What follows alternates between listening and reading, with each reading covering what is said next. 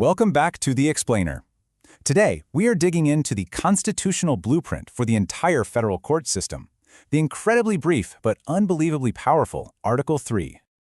And it all kicks off with this number right here, 376. I mean, it seems kind of small, doesn't it? Almost random. But what does it actually represent?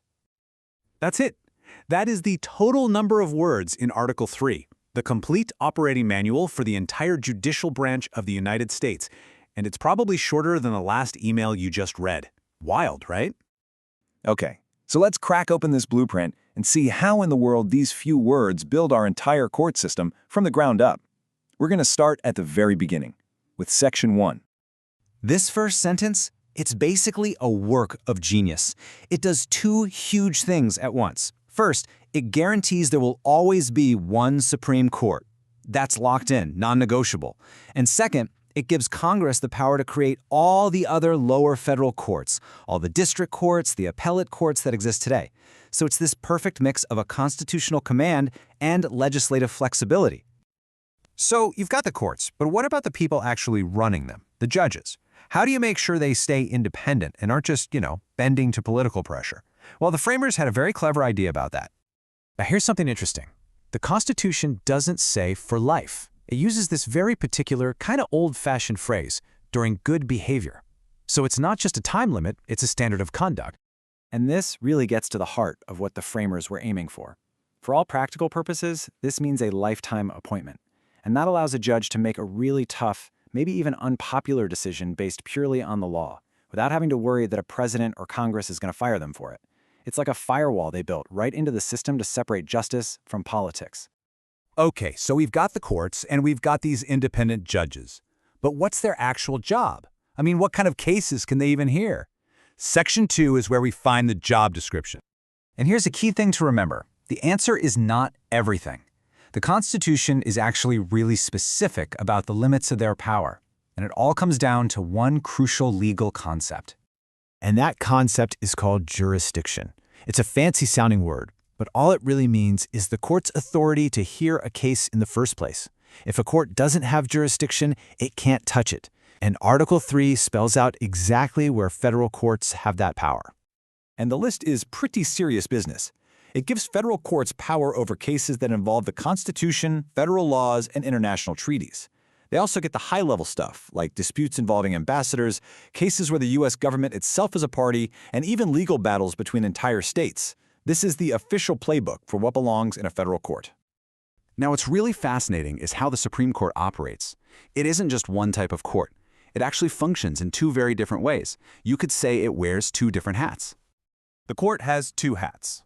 The first one is called original jurisdiction. This is when it acts like a trial court. It's the first and only court to hear the case. Now, this is super rare. It's reserved for really specific things, like a legal fight between two states. But its main job, the hat it wears almost all the time, is its appellate jurisdiction. And this is the process we're all more familiar with. A case gets tried in a lower court, one side loses and decides to appeal, and it can climb all the way up the judicial ladder until the Supreme Court agrees to review what the lower court decided. This is how the court clarifies the law for the entire country. And this blueprint doesn't just hand out power. It also builds in some major protections for everyday people. Right there in Section 2, it guarantees a trial by jury for all federal crimes, and that is an absolute cornerstone of the American legal system. This all leads us to the final, and I'd say most dramatic part of the blueprint, Section 3. This section deals with the one and only crime that is actually defined in the U.S. Constitution. The framers knew their history. They knew that for centuries, kings and powerful governments had used the charge of treason as a political weapon to crush anyone who disagreed with them. They were determined to stop that from happening here. So by defining it right in the Constitution, they tried to take that weapon off the table for good. And just look at how incredibly narrow that definition is. It's not about what you say, it's not about what you believe. Treason is only one of two things. You're either actively waging war against the U.S. or you're actively helping its enemies. That's it, full stop. And even then, to convict someone of this, the Constitution sets an incredibly high bar for evidence, a bar that's represented by this single number. 2. You need two witnesses to testify in open court that they saw the exact same treasonous act. You can't be convicted on rumors or circumstantial evidence. Two separate people have to have seen the same thing. This makes a treason conviction incredibly difficult. And that is 100% by design. It's a powerful safeguard against it being used politically.